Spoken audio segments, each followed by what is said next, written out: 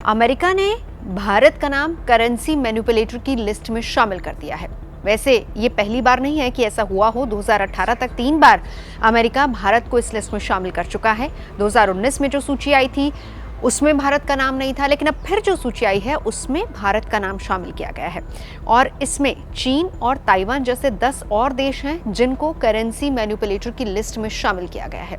अब ये जानना और समझना बेहद ज़रूरी है कि आखिर ये करेंसी मैनिपुलेटर की सूची क्या है, ये क्या होता है, इससे रिश्तों पर कितना असर पड़ेगा, हिंदुस्तान की इकोनॉमी पर कितना असर पड़ेगा। आइए आपको बताते हैं। तो सबसे पहले ये जानना और समझना ज़रूरी है कि करेंसी मैनिपुलेशन है क्या और अमेरिका ने इस तरह का कदम क्यों उठाया या फिर अमेरिका ऐसा कदम क्यों उठाता है। असल में अमेरिका ऐसे देशों को इस श्रेणी में रखता है जो कि डॉलर के मुकाबले अपनी करेंसी को जानबूझकर डीवैल्यूएट करता है और कथित रूप से ऐसा देश मुद्रा में कृत्रिम हेरफेर कर अपने कारोबार के लिए अनुचित फायदा लेता है। अब ये फायदा होता कैसे है ये भी हम आपको बताते हैं। असल में यदि कोई देश अपनी मुद्रा का अवमूल्यन कर दे, सस्ता होने के कारण निर्यात की मात्रा बढ़ जाती है और किसी देश के साथ उसके व्यापार संतुलन में काफी बदलाव आ जाता है। अब ये भी हम आपको बताते हैं कि आखिर अमेरिका कैसे तय करता है कि किस देश को इस सूची में डालना है। तो इसको 3 पैमानों पर आंका जाता है या कहीं कि परखा जाता है। सबसे पहले किसी देश का अमेरिका के साथ द्विपक्षीय व्यापार में अगर 1 साल के दौरान कम से कम 20 अरब डॉलर का ट्रेड सरप्लस हो जाए। दूसरा अहम पॉइंट, 1 साल के दौरान किसी देश का करेंट अकाउंट सरप्लस उसके सकल घरेलू उत्पाद से कम 2% तक हो जाए।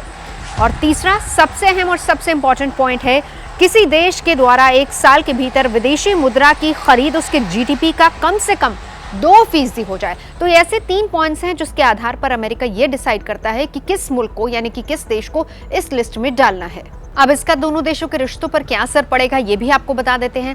हालांकि अमेरिका ने क्योंकि भारत को इस सूची में डाला है तो हाल फिलहाल में भारत को बहुत ज़्यादा इसका असर नहीं होने वाला, लेकिन हाँ अगर हम देखें तो विदेशी बाजार में भारत की इमेज जो है उस पर ज़रूर थोड़ा डेंट लग सकता है, यानी कि उस पर थोड़ा असर पड़ सकता है। और इसके दबाव में हो सकता है कि अब आरबीआई डॉलर की खरीद को कम कर दे और डॉलर की खरीद कम हुई तो रुपए में और ज्यादा मजबूती आ सकती है और इससे हमारा निर्यात महंगा हो सकता है और कई देशों के साथ व्यापार घाटा भी बढ़ सकता है।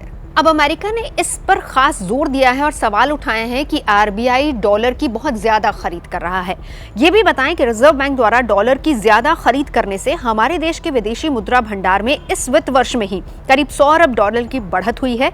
देश का विदेशी मुद्रा भंडार इस साल अप्रैल के 475.6 अरब डॉलर के मुकाबले अब 589.34 अरब डॉलर तक पहुंच गया है। जून 2020 यानी कि 2020 तक की 4 तिमाहियों में अमेरिका के साथ भारत का ट्रेड सरप्लस करीब 22 अरब डॉलर तक पहुंच गया। अब इस पर भारत का तर्क क्या है ये भी हम आपको बताते हैं।